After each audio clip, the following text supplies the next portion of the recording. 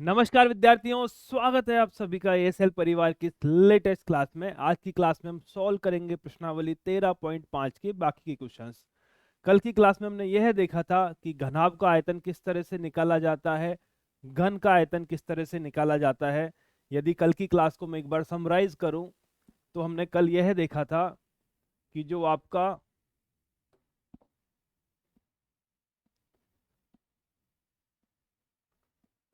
घनाभ का आयतन है उसका फॉर्मूला था क्षेत्रफल, क्या कहते हैं, आपका आधार का क्षेत्रफल इंटू ऊंचाई। और आधार के क्षेत्रफल को हम लिखते हैं लंबाई इंटू चौड़ाई के बराबर। तो घनाभ का आयतन आपका निकलेगा लंबाई इंटू चौड़ाई इंटू ऊंचाई। ठीक है। यदि हम बात करें घन के आयतन की, यदि हम बात करें घन के आयतन की, तो घन आपका एक स्पेशल प्रकार का घनाभ है। यदि हम बात करते हैं घन के आयतन की, तो घन हमारा एक घनाभ का स्पेशल फॉर्म है जिसके अंदर उसकी सारी भुजाएं बराबर होती हैं, सारे किनारे बराबर होते हैं। तो इसका आयतन निकलेगा भुजा की घात 3। ये कल की क्लास में हम डिस्कस कर चुके थे। इसके अलावा एक बहुत इंपॉर्टेंट चीज हमने और डिस्कस की थी, वो था आपका कि 1 मीटर क्यूब का मान 1000 लीटर के बराबर होता है और 1000 सेंटीमीटर क्यूब का मान 1 लीटर के बराबर होता है। इसका मतलब क्या है? यदि हम एक ऐसी टंकी बनाते हैं जिसकी लंबाई चौड़ाई और ऊंचाई 1 मीटर है, तो उस टंकी के अंदर आप 1000 लीटर पानी भर सकते हो। और यदि हम एक ऐसी टंकी बनाते हैं जिसकी लंबाई चौड़ाई और ऊंचाई 10 सेंटीमीटर है, तो उसका आयतन आपका आएगा 1000 सेंटीमीटर क्यूब। इस टंकी के अंदर हम 1 लीटर पानी भर सकते हैं, 1 लीटर लिक्विड आपका भरा जा सकता है। ठीक है। तो अब स्टार्ट करते हैं हमारे बाकी के क्वेश्चन। 13.5 में कल हमने क्वेश्चन नंबर 6 तक कर लिया था। ये है आपका क्वेश्चन नंबर 7। एक बार ध्यान से पढ़ो, आंसर निकालो और कमेंट करके बताओ आपका आंसर क्या आ रहा है। क्वेश्चन बोलता है आपका, किसी गोदाम की माप 40 मीटर, 25 मीटर और 15 मीटर है। इस गोदाम में 1.5 मीटर, 1.25 मीटर और 0.5 मीटर की माप वाले लकड़ी के कितने अधिकतम कैरेट आ सकते हैं। ठीक। एक बड़ा सा गोदाम आपको दे रखा है जिसकी डायमेंशंस हमें पता है, जिसकी विमाएं हमें पता है। अब सवाल हमसे पूछता है कि उसके अंदर आपको छोटे लकड़ी के कैरेट रखने हैं जिसकी डायमेंशंस भी हमको पता है। हमें ये बताना है कि इस गोदाम में अधिकतम कितने कैरेट रखे जा सकते हैं। ये हमारा सवाल है। कैसे करें? यदि मैं, क्या बोलते हैं, इस गोदाम की आयतन निकाल दूं, यदि मैं इस गोदाम गोदाम का आयतन निकाल लूं और एक लकड़ी की कैरेट का आयतन निकाल लूं और गोदाम के आयतन में यदि मैं लकड़ी की कैरेट के आयतन का भाग दे दूंगा, तो मुझे वो संख्या मिल जाएगी कि इस पूरे गोदाम के अंदर कितने लकड़ी के कैरेट रखे जा सकते हैं। ठीक है। सॉल्व करूं? सबसे पहला क्या काम करेंगे हम? सबसे पहला काम करेंगे, गोदाम का आयतन निकालेंगे।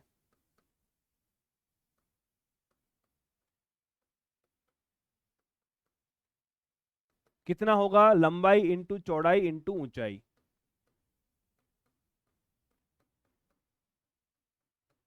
ठीक है, यही होगा। लंबाई चौड़ाई ऊंचाई तीनों मान मुझे दे रखे हैं। लंबाई कितना है आपका? लंबाई है 40, चौड़ाई कितना है 25 और ऊंचाई कितना है 15। और ये आपका आ जाएगा मीटर क्यूब।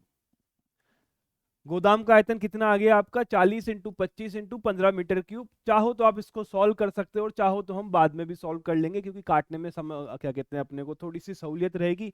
जब हम भाग देंगे तो बहुत सारा पोर्शन ऑटोमेटिकली ही गायब हो जाएगा। अब क्या निकालें हम? 1 कैरेट का आयतन निकालते हैं।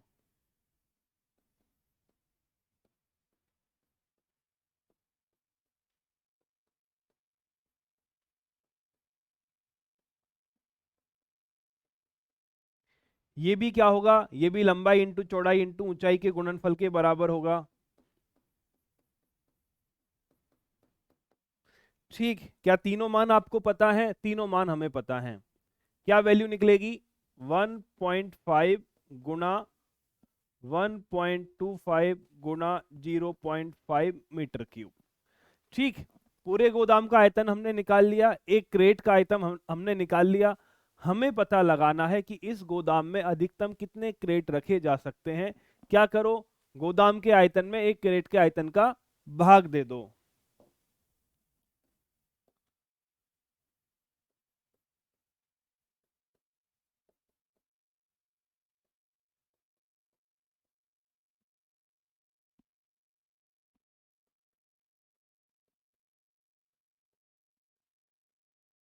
गोदाम में रखे जाने वाले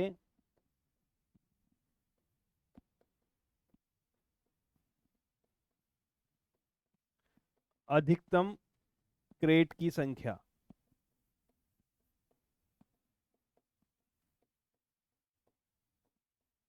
कैसे निकालोगे? गोदाम का आयतन अपॉन एक क्रेट का आयतन।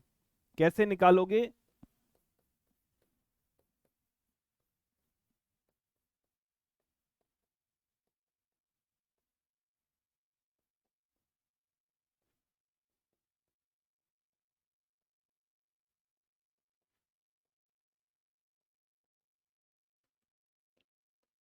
ठीक है, गोदाम का आयतन अपॉन एक क्रेट का आयतन करेंगे तो हमें क्रेट की संख्या मिल जाएगी। गोदाम का आयतन कितना है? ये है आपका 40 इंटू 25 इंटू 15। एक कैरेट का आयतन कितना है? 1.5, 1.25, 0.5। ठीक, इसको हमें सॉल्व करना है। देखो क्या क्या निकलेगा। ये दशमलव हटा रहा हूं मैं, तो मुझे मिलेगा 40 गुणा 25 गुणा 15। नीचे क्या मिलेगा? 15, ऊपर 10 आ जाएगा, 125, ऊपर आपका 100 से गुणा कर देता हूं, और नीचे है 5, तो ऊपर आपका 10 से गुणा हो जाएगा। इसको हमें सॉल्व करना है, जो जो कट रहा है काट दो। 15 से 15 आपका कैंसिल आउट हो गया, और 25 से ये 5 बार चला गया। ठीक है, इसके अलावा क्या होगा? इन 5 से इनको भी कैंसिल कर देता हूं। ये आपका 2 बार गया, ये आपका 2 बार गया। मुझे कितना मिला? मुझे मिला है, नीचे से सब कैंसिल आउट हो गया, ऊपर 2 गुणा 2 4, ऊपर मुझे मिला है 4 गुणा 40 गुणा 100। ठीक है, तो ये आपका आएगा 16,000। 16,000 आपका फाइनल आंसर आएगा। 16,000 कैरेट इस गोदाम के अंदर रखे जा सकते हैं, जिस गोदाम की लंबाई चौड़ाई ऊंचाई क्रमशः 40, 25 और 15 है, और एक लकड़ी के क्रेट की लंबाई चौड़ाई ऊंचाई क्रमशः 1.5, 1.25 और 0.5 मीटर दिए गए हैं। ठीक है, बरोबर। आगे बढ़े, चलिए अब हम सॉल्व करते हैं क्वेश्चन नंबर 8। देखो क्या बोलता है। 12 सेंटीमीटर भुजा वाले एक ठोस घन को बराबर आयतन के 8 घनों में काटा जाना है। क्या है? आपका है घन, घन, और जिसकी भुजा हमको दे रखी है 12 सेंटीमीटर, बराबर आयतन वाले 8 घनों में काटा जाना है। नए घन की क्या भुजा होगी, साथ ही इन दोनों घनों के पृष्ठीय क्षेत्रफल का अनुपात भी हमें निकालना है। सवाल मेरा बोलता है कि एक घन मुझे दे रखा है जिसकी भुजा है 12 सेंटीमीटर, इसको काट के मुझे 8 घन बनाने हैं। तो जो नए 8 घन बनेंगे उनकी भुजा कितनी होगी, ये मुझे निकालना है। अब मेरी बात को ध्यान से समझो। क्या ऐसा बोला जा सकता है कि जितना इस 12 सेंटीमीटर भुजा वाले घन का आयतन होगा, उतना ही आयतन इन 8 घन का भी होगा? बात समझे नहीं समझे? क्या ऐसा बोला जा सकता है कि जितना 12 सेंटीमीटर भुजा वाले घन का आयतन होगा, उतना ही आयतन इन 8 नए घन का होगा? ठीक, बात समझ गए? क्या मैं ऐसा लिख सकता हूं?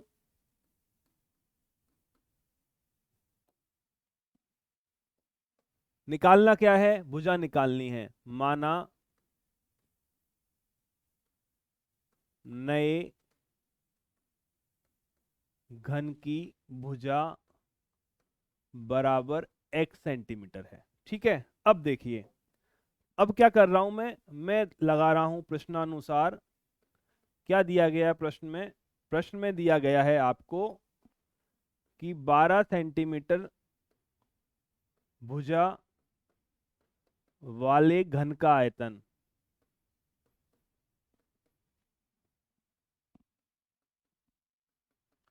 ये आयतन किसके बराबर है? जो आपने 8 नए घन बनाए हैं।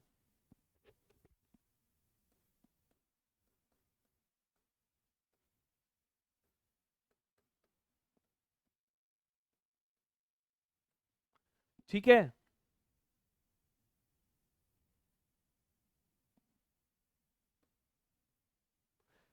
बात समझ में आ गई? यही बोला गया है ना कि एक 12 सेंटीमीटर भुजा का जो घन है उसको 8 बराबर घन में काटो तो उसकी भुजा निकालो। तो जितना आयतन 12 सेंटीमीटर वाले घन का होगा वही आयतन अब 8 टुकड़ों में जाके बट गया होगा। ठीक, इसका आयतन क्या निकलेगा? भुजा की घात 3, मतलब 12 की घात 3। इधर क्या निकलेगा? 8 गुना नए घन का आयतन कितना होगा? भुजा को माना है मैंने x, तो आयतन हो जाएगा x की घात 3। अब मुझे इसको सॉल्व करना है। कैसे करूं? एक्स क्यूब का मान होगा 12 की घात 3 बटे 8। क्या मैं इसको इस तरह से लिख सकता हूं? 12 गुना 12 गुना 12 बटे 2 गुना 2 गुना 2। क्यों? 12 की घात 3 बार लिख दिया, 2 की घात 3 आपका 8 होता है। जो कट रहा है उसको कैंसिल कर दो। ये आपका हो जाएगा 6, ये भी आपका हो जाएगा 6, ये भी आपका हो जाएगा 6। क्या मिला? आपको मिला 6 की घात 3। तो क्या मुझे नए घन की भुजा मिल गई? नए घन की जो भुजा होगी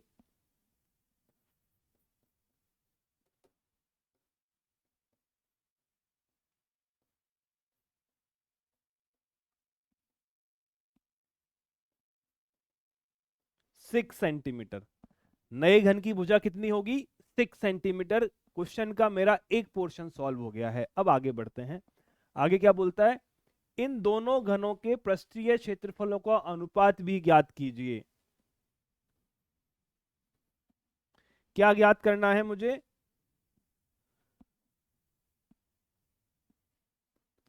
दोनों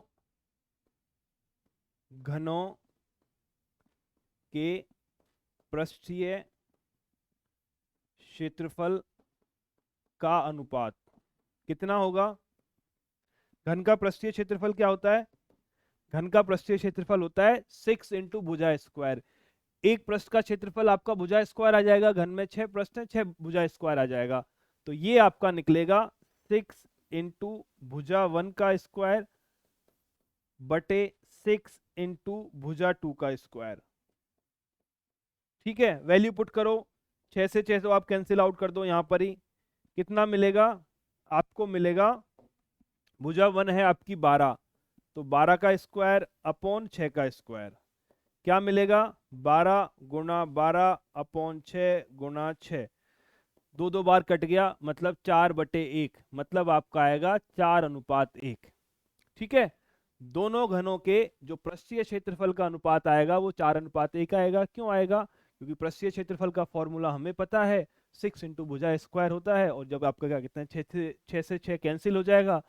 भुजा पहले वाले घन का भुजा कितनी है? 12, तो 12 का स्क्वायर आ जाएगा। दूसरे वाले घन की भुजा 6 है, तो 6 का स्क्वायर आ जाएगा। सॉल्व करेंगे तो 4:1 मेरा आंसर आ जाएगा। आगे बढ़ूं। अब है आपका क्वेश्चन नंबर 9, प्रश्नावली 13.5 का। ये क्या है? आपका प्रश्नावली 13.5 का क्वेश्चन नंबर 9 है। पढ़िए ध्यान से। 3 मीटर गहरी और 40 मीटर चौड़ी एक नदी 2 किलोमीटर प्रति घंटा की चाल से बहकर समुद्र में गिरती है। 1 मिनट में समुद्र में कितना पानी गिरेगा? बहुत ही बढ़िया सवाल है, बहुत ही बढ़िया सवाल है। ध्यान से समझिए क्या बोलना चाह रहा है। एक नदी है आपकी, एक नदी है आपकी जिसकी गहराई तो है 3 मीटर और जिसकी चौड़ाई है 40 मीटर। 3 मीटर तो वो गहरी है और 40 मीटर चौड़ी है। वो किस स्पीड से बह रही है? वो बह रही है 2 किलोमीटर प्रति घंटा की चाल से। ठीक है, आपको बताना है कि 1 मिनट में कितना पानी गिरेगा। अब पानी गिरेगा मतलब निकालना क्या है? मुझे आयतन निकालना है। ध्यान से समझो, पानी गिरेगा मतलब क्या निकालना है? मुझे आयतन निकालना है। आयतन क्या होता है? लंबाई इंटू चौड़ाई इंटू ऊंचाई। ठीक, लंबाई इंटू चौड़ाई इंटू ऊंचाई आ गया। अब देखो, यह बोलता है कि इसकी जो चौड़ाई है वो तो है आपकी 40 मीटर और आपकी जो गहराई है मतलब ऊंचाई है वो है 3 मीटर। पर लंबाई का मुझे नहीं पता। कितना पानी गिरेगा मतलब पानी का आयतन कितना होगा, उसकी चौड़ाई मुझे पता है, ऊंचाई मुझे पता है, पर लंबाई का मुझे नहीं पता। अब लंबाई कैसे निकालें, नदी की लंबाई कैसे निकाली जा सकती है? पर यहाँ पर मुझे पूरी नदी की लंबाई के बारे में जिक्र नहीं किया गया है। यहाँ पर मुझे पूरी नदी की लंबाई के बारे में जिक्र नहीं किया गया है। मेरे से सिर्फ यह बोला है कि 1 मिनट में कितना पानी गिरेगा। तो क्या मैं यह निकाल सकता हूं कि 1 मिनट में पानी कितनी दूरी तय करेगा, और मैं उसे नदी की लंबाई मान लेता हूं। ध्यान से समझो मैं क्या बोल रहा हूं। ये आपकी नदी है, ठीक है, ये आपकी नदी है, इसके अंदर आपका पानी बह रहा है।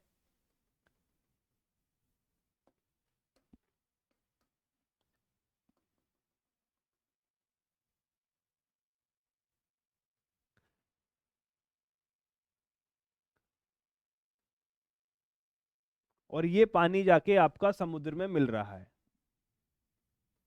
ठीक है। मुझे निकालना है आयतन। आयतन होता है लंबाई इंटू चौड़ाई इंटू ऊंचाई। लंबाई का मुझे मैं कुछ बोल नहीं सकता, मैं चौड़ाई का बोल सकता हूं और मैं नदी की गहराई का भी बोल सकता हूं। झगड़ा है लंबाई का। पर सवाल में मुझे बोला है कि 1 मिनट में कितना पानी जाकर समुद्र में गिरेगा। तो अगर मैं एक चीज निकाल दूं, क्या निकाल दूं, कि मानो पानी यहाँ पे था, ठीक है, इसने इधर की तरफ चलना स्टार्ट किया, और 1 मिनट में वो कितनी दूरी तय करेगा। अगर मैं ये पोर्शन निकाल दूं कि जो मेरा पानी एक जगह पर है वो आपका समुद्र की तरफ चल रहा है, जिसकी स्पीड है 2 किलोमीटर प्रति घंटा।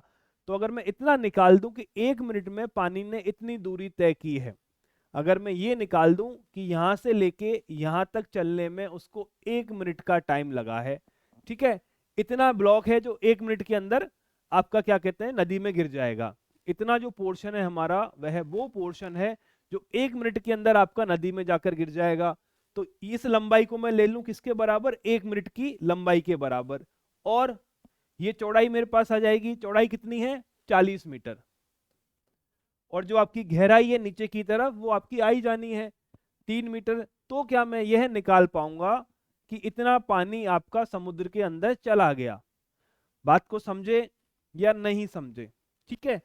तो मैं यह निकाल सकता हूं कि इतना पानी आपका समुद्र के अंदर चला गया है। अब सवाल आता है कि 1 मिनट में पानी कितनी दूरी तय करेगा। ठीक है, चलिए अब सॉल्व करते हैं। दिक्कत कहाँ थी, दिक्कत थी कि मुझे लंबाई नहीं पता थी। तो लंबाई का हमने कुछ ये अल्टरनेट अरेंजमेंट किया है कि 1 मिनट के अंदर पानी जितनी दूरी तय करेगा उस दूरी को मैं निकाल लूंगा, उसको मैं उस पानी की लंबाई मानकर चलूंगा जो 1 मिनट में समुद्र के अंदर जाकर गिर रहा है। और चौड़ाई और गहराई का मुझे पहले से ही पता है, मैं आयतन निकाल लूंगा। देखो,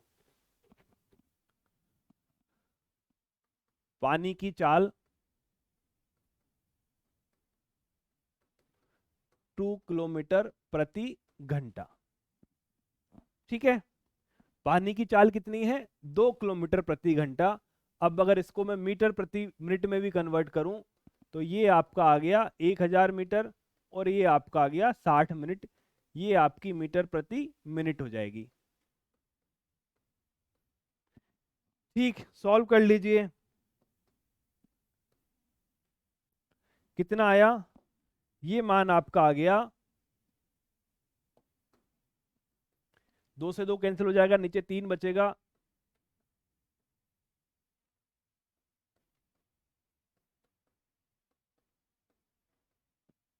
ठीक, ये आपका मान आ गया। कितना मान आ गया, 100/3 मीटर प्रति मिनट की चाल से आपका पानी चल रहा है। तब तब क्या निकालना है मुझे, 1 मिनट में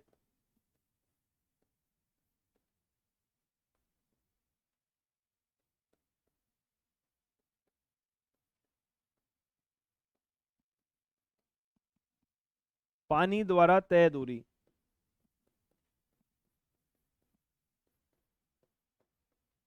कितनी होगी, वो आपकी हो जाएगी 100/3 मीटर।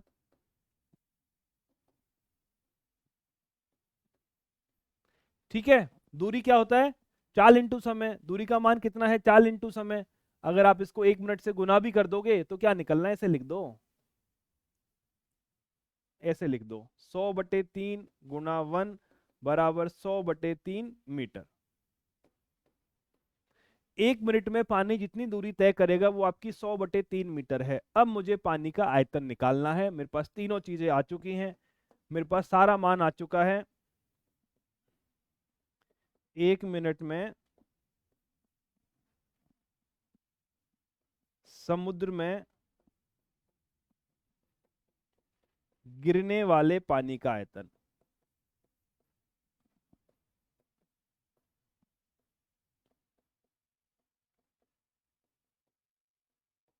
कितना होगा? लंबाई इंटू चौड़ाई इंटू ऊंचाई। कौन कौन सी वैल्यूज मुझे दे रखी है? लंबाई का मान मेरे पास आ चुका है 100/3, चौड़ाई का मान मुझे पहले से ही दे रखा है 40 मीटर, और ऊंचाई मतलब गहराई का मान मुझे पहले से ही 3 मीटर दे रखा है। ठीक है, क्या क्या कैंसिल हो रहा है? आपका कैंसिल हो गया 3 से 3। आपको कितना मिला? आपको मिला है answer 4000 metre cube. 4000 metre cube आपका आंसर आएगा। और यदि आपको इसे लीटर में कन्वर्ट करना है, और यदि आपको इसको लीटर में कन्वर्ट करना है तो आपको 1000 से और गुणा करना पड़ेगा। कितना मान निकला? 40 लाख लीटर पानी 1 मिनट में नदी में से समुद्र में चला जाएगा। वॉल्यूम का आइडिया लगा पाए कितना आयतन जाएगा? हालांकि आपका आंसर मेरे हिसाब से जहां तक है मीटर क्यूब में ही लिखा हुआ है। मैंने सिर्फ आपको दिखाने के लिए इसको गुणा किया है कि जो नदी आपकी 40 मीटर चौड़ी है और 3 मीटर गहरी है, वो नदी 1 मिनट में 40 लाख लीटर पानी समुद्र के अंदर ले जाएगी। ठीक है, समझ गए? एक आदमी को दिन में पीने के लिए 5 लीटर पानी चाहिए, तो आप सोच सकते हो कि 40 लाख लीटर पानी कितने लोगों के लिए एक दिन का पीने का पानी बन सकता है, जो कि 1 मिनट के अंदर नदी से समुद्र के अंदर ट्रांसफर हो रहा है। चलिए, अब हम आगे बढ़ते हैं। अब हम आते हैं आपके उदाहरण नंबर 11 पर। अब हम आते हैं आपके उदाहरण नंबर 11 पर। ठीक है, उदाहरण नंबर 11 देखो। एक खुले मैदान में 10 मीटर लंबी एक दीवार का निर्माण किया जाना है। तो लंबाई मुझे क्या दे रखी है? लंबाई मुझे दे रखी है 10 मीटर। 10 मीटर की मेरी लंबाई आ गई। दीवार की ऊंचाई 4 मीटर है, ऊंचाई भी मुझे मिल गई है, और इसकी मोटाई 24 सेंटीमीटर है। ध्यान से सुनना, सारे आपके मात्रक मीटर में होने चाहिए या सेंटीमीटर में होने चाहिए। तो मुझे क्या क्या दे रखा है? मुझे दे रखा है लंबाई कितनी है? 10 मीटर, ऊंचाई 4 मीटर, और मोटाई मतलब आपकी चौड़ाई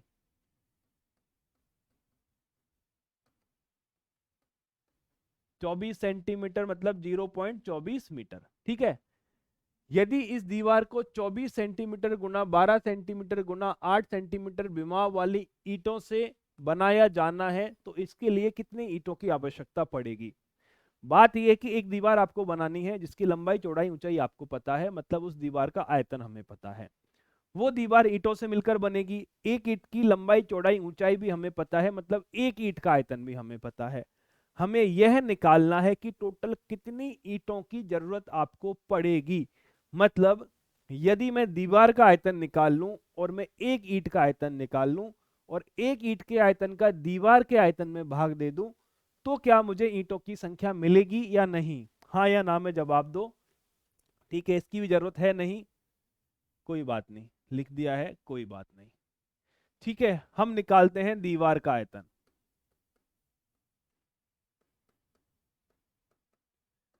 दीवार का आयतन क्या होगा? लंबाई इंटू चौड़ाई इंटू ऊंचाई।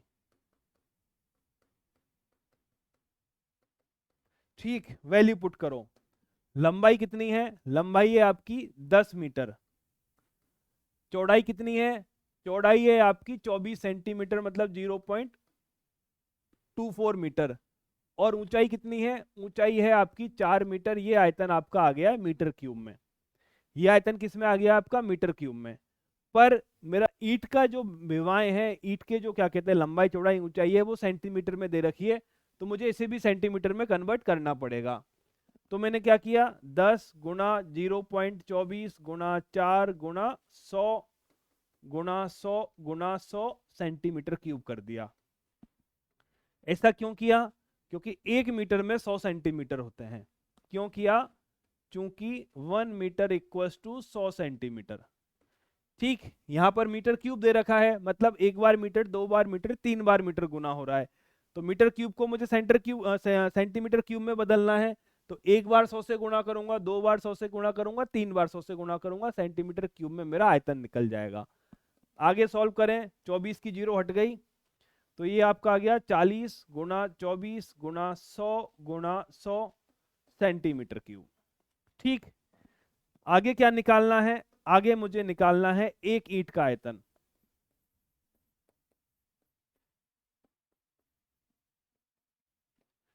ये कितना होगा? ये ईंट की लंबाई इंटू चौड़ाई इंटू ऊंचाई से गुणा करके मिलेगा। ठीक है, ईंट की लंबाई इंटू चौड़ाई, ईंट की लंबाई चौड़ाई ऊंचाई कितनी है? तो सर बहुत आसान है, दे रखी है, 24 centimetre into 12 centimetre into 8 centimetre cube. ये क्या है? एक ईंट का आयतन है। मुझे क्या निकालना है? ईंटों की संख्या। तो क्या मैं दीवार के आयतन में एक ईंट के आयतन का भाग दे दूं तो क्या मुझे ईंटों की संख्या मिल जाएगी? तो आपका जवाब आएगा सर बिल्कुल मिल जाएगी।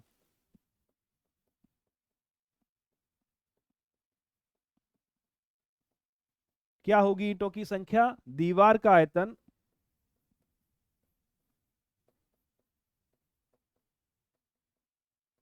बटा एक ईंट का आयतन।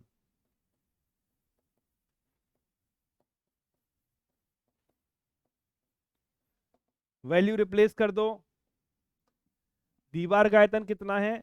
40 गुणा 24 गुणा 100 गुणा 100। एक ईंट का आयतन कितना है?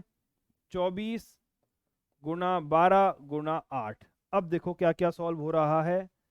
जो जो चीज आपकी कट रही है उसको काट दो। 24 से 24 कैंसिल हो गया सबसे पहले तो। और क्या होगा?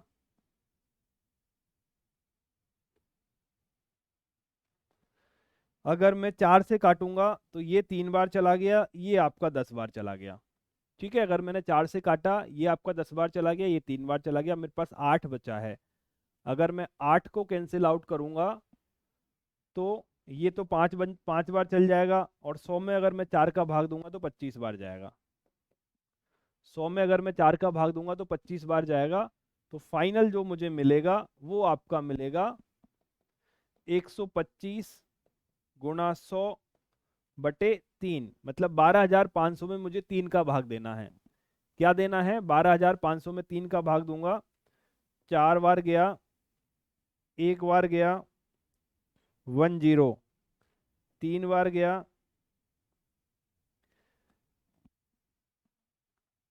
3 बार क्यों गया, 6 बार गया ना, 4 बार गया, एक बार गया, 2 0, 6 3 18। ठीक है, तो मतलब आपकी इतनी ईंटें लगेंगी, 4,167 ईंट आपकी लगेंगी। क्लियर है? बात समझ में आ गई? ठीक है, आसान है बेहद, ऐसा कुछ दिक्कत नहीं है। आपको दीवार का आयतन निकालना है, ईंट का आयतन निकालना है, दोनों का भाग दे देना है और सॉल्व कर देना है। बस ध्यान इतना रखना है कि दोनों के मात्रक सेंटीमीटर क्यूब होने चाहिए, क्योंकि जब मात्रक समान होते हैं तभी हम उनको भाग दे सकते हैं या गुणा दे सकते हैं। अब देखिए, ये है आपका क्वेश्चन नंबर आखिरी, उदाहरण नंबर 12, प्रश्नावली 13.5 का ये आपका आखिरी क्वेश्चन है, जो बोलता है एक बच्चा भवन ब्लॉक से खेल रहा है। मतलब जो आपके खिलौने होते हैं ना, जिसमें आप ब्लॉक पे ब्लॉक रख के घर बनाते हो, जो एक घन के आकार के हैं, हर ब्लॉक एक घन के आकार का है। उसने इनसे आकृति में दर्शाए अनुसार एक ढांचा बना लिया, ऐसा कुछ ढांचा बना लिया है। प्रत्येक घन का किनारा, प्रत्येक घन का किनारा 3 सेंटीमीटर है। तो उस बच्चे द्वारा बनाए गए ढांचे का आयतन निकालिए। क्या करना है? घन की आकार के उसके पास ब्लॉक रखे हुए हैं, उनसे वो एक घर के अंदर एक उसने ढांचा बनाया है जिसकी आकृति कुछ ऐसी है। एक घन का किनारा मुझे दे रखा है, एक घन की भुजा मुझे दे रखी है। तो क्या मैं एक घन का आयतन निकाल सकता हूं? आप बोलोगे सर आसानी से निकाल सकते हो।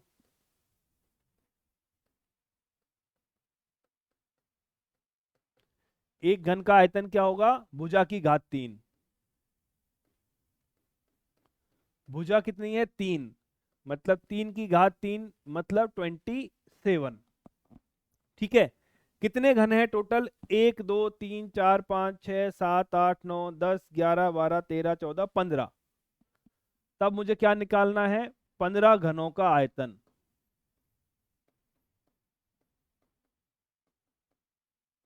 बात समझ में आई या नहीं आई? क्या निकालना है मुझे? 15 घनों का आयतन निकालना है। कैसे करूं? 15 गुणा 1 घन का आयतन।